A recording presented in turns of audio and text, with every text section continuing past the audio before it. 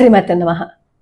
భారతదేశం నుంచి పరాయి వాళ్ళు అంటే ఈ పాకిస్తాన్ వాళ్ళు కానీ ఇంకెవరైనా మన దేశంలో అక్రమంగా నివసిస్తూ ఉంటే వాళ్ళని 48 గంటల్లోగా, ముఖ్యంగా ఈ పాకిస్తాన్ లో ఎవరైతే మన దేశంలో ఉండి ఉన్నారో వాళ్ళందరూ వెళ్ళిపోవాలని చెప్పి నరేంద్ర మోడీ గారు చాలా స్ట్రిక్ట్ గా చెప్పేశారు. ఖచ్చితంగా వెళ్ళిపోవాల్సిందే, మేము ఊరుకోము అని చెప్పేశారు. అలా చెప్తే చాలా మందికి బాధ కలిగింది. అదేంటి ఇన్ని సంవత్సరాలు బట్టి ఇక్కడ ఉన్నప్పుడు ఎలా వెళ్ళిపోతాము, ఎలా వెళ్తారు, వాళ్ళు కూడా ఇక్కడ అనుబంధాన్ని పెంచుకుంటారు కదా అని కొంతమంది, ఓట్లు మాత్రం కావాలి కానీ మనుషులు అక్కర్లేదా అని కొంతమంది, ఇలా రకరకాలుగా వ్యాఖ్యానం చేస్తున్నారు. అసలు హిందువులు మెజారిటీగా ఉన్న ఈ భారతదేశంలోనే హిందువుల మీద దాడి జరుగుతుంటే హిందువులు మైనారిటీగా ఉన్న ప్రదేశాల్లో హిందువుల పరిస్థితి ఏంటో ఎవరికైనా కొంచెమైనా తెలుసా? ఎవరైనా ఆలోచిస్తున్నారా?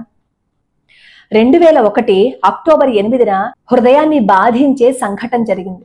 అది ఒక్కటే కాదు, ఆ దేశాలలో అంటే హిందువులు మైనారిటీగా ఉండే దేశాలలో ఇలాంటివి చాలా చాలా చాలా జరుగుతున్నాయి. ఇవన్నీ బయటకు రావటం లేదు. కానీ ఈ విషయాన్ని మాత్రం తస్లీమా నస్రీన్ అనే బంగ్లాదేశ్ రచయిత ఈ విషయాన్ని తన పుస్తకమైన లజ్జ అనే దాంట్లో రాశారు. ఈ విషయాన్ని బయట ప్రపంచానికి తెలియచేశారు కాబట్టి ఆ బంగ్లాదేశ్ ప్రభుత్వం ఈవిడ్ని దేశ బహిష్కరణ చేసింది. ఇంతకీ ఆవిడ రాసిన విషయం ఏంటో తెలుసా? అనిల్ చంద్ర అని ఒక ఆయన బంగ్లాదేశ్ లో ఉంటారు. ఆయన చేసిన తప్పు ఏంటంటే ఆయన హిందువు అవడం అనమాట. ఆయన హిందూ అయ్యుండి బంగ్లాదేశ్ లో ఉండి ఏవో కాస్త 2 రూపాయలు సంపాదించుకుని ఉన్నారు కాబట్టి కాఫీర్ అయినా హిందూ అయినా ఆ అనిల్ చంద్ర డబ్బులు ఎలా సంపాదించుకుంటారు? సంపాదించుకోకూడదు కదా. కాఫీర్లకి అలాంటి స్వాతంత్రం ఉండకూడదు అనేది పరాయి మతస్థుల ఆలోచన. బంగ్లాదేశ్ మాజీ ప్రధాని ఖులీదా జియా, ఆవిడికి చెందిన కొంతమంది ఈ అనిల్ చంద్రకి ఇంటికి వచ్చారు. దాదాపుగా ఒక 10 మంది వచ్చారు. ఆ 10 మంది ఈ అనిల్ చంద్ర ఇంటి మీద దాడి చేసి అనిల్ చంద్రని కొట్టి ఒక కర్రకి కట్టేశారు. తర్వాత వాళ్ళు ఏం చేశారో తెలుసా? ఈ అనిల్ చంద్రకి 2 కూతుర్లు, 14 ఏళ్లున్న పూర్ణిమ, 6 ఏళ్లు వయసున్న ఇంకొక అమ్మాయి, అనిల్ చంద్రకి ఒక భార్య. ఈ దుర్మార్గులు, ఈ మతోన్మాదులు ఏం చేశారు అంటే ఆ 14 సంవత్సరాలు ఉన్న పూర్ణిమ మీద పడ్డారు. మొత్తం దాదాపుగా 10 మంది వచ్చారు. అప్పుడు తన కళ్ళ ముందు తన కూతురికి ఆ స్థితి వస్తే ఏ తల్లైనా బ్రతికుండగలదా? ప్రాణాలు పోతే బాగుండు అని అనుకుంటుంది. కానీ ఆ తల్లి ఏం మాట్లాడిందో తెలుసా?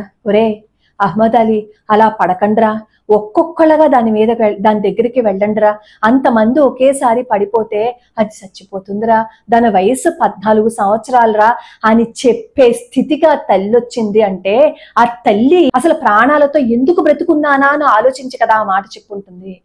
ఎంత బాధపడిపోయి, ఎంత సిగ్గుతో చతికిల పడిపోయి తన కూతురు గురించి ఆలోచించుంటుంటే ఆ మాట అనుంటుంది. ఆ పశువులు అలా అమ్మాయి మీద పడిపోతుంటే చూసి తట్టుకోలేక ఆ తల్లి అలా చెప్పింది, ఒక్కొక్కరిగా వెళ్ళండిరా అని.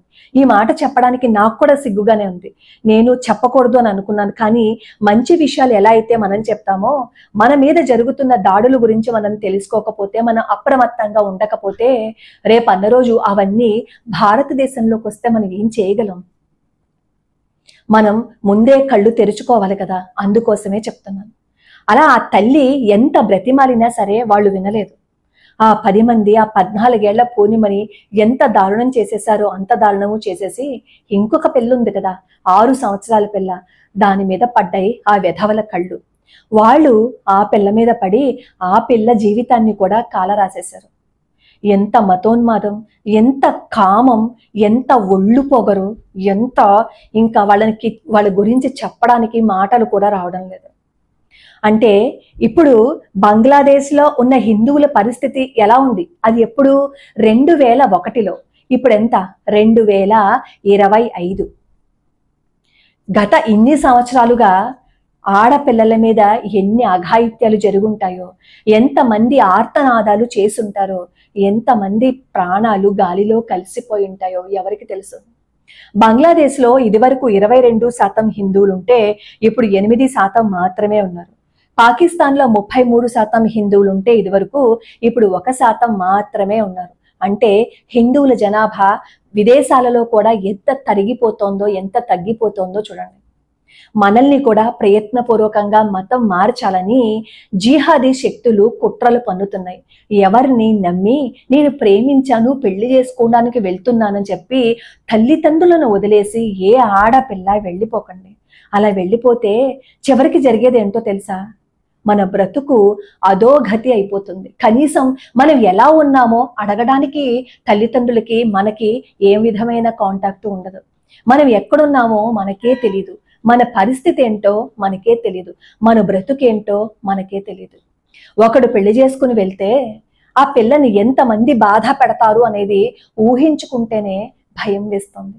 జాగ్రత్తగా ఉండండి ఆడపిల్లలు. ఇంతకు మించి నేను ఎలా చెప్పాలో తెలియదు. అసలు ఇది చెప్పకూడదే అని అనుకున్నాను, కానీ చెప్పక తప్పని పరిస్థితి, అందుకే చెప్తున్నాను. ఆడపిల్లల మీద జరిగిన దాడి ఆ రచయిత్రి బయట పెట్టకపోతే ఇది ప్రపంచానికి తెలిసే ఉండేది కాదు. తర్వాత ఎన్నో జరిగాయి, ఎన్నో బయటకు వచ్చాయి. కానీ ఒక తల్లి తన కూతురు గురించి అలా మాట్లాడే స్థితిలో ఉండగా అక్కడ అదంతా జరిగితే ఆ తల్లి ఏమైపోవాలి? ఆ తల్లి భరించగలదా? ఆ తండ్రి ప్రాణాలతో ఉండగలడా? ఆ తర్వాత ఆ కుటుంబాన్ని అక్కడే వదిలేసి ఆ దుర్మార్గులు ఏమని వార్నింగ్ ఇచ్చారో తెలుసా?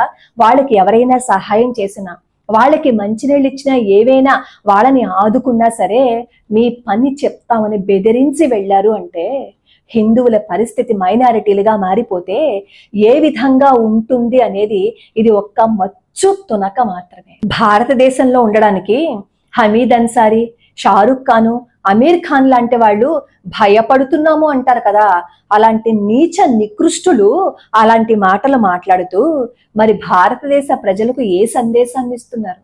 అలాంటి వాళ్ళ సినిమాలు మనం పరిగెత్తుకుంటూ వెళ్ళి చూస్తాం. మన దౌర్భాగ్యం అది.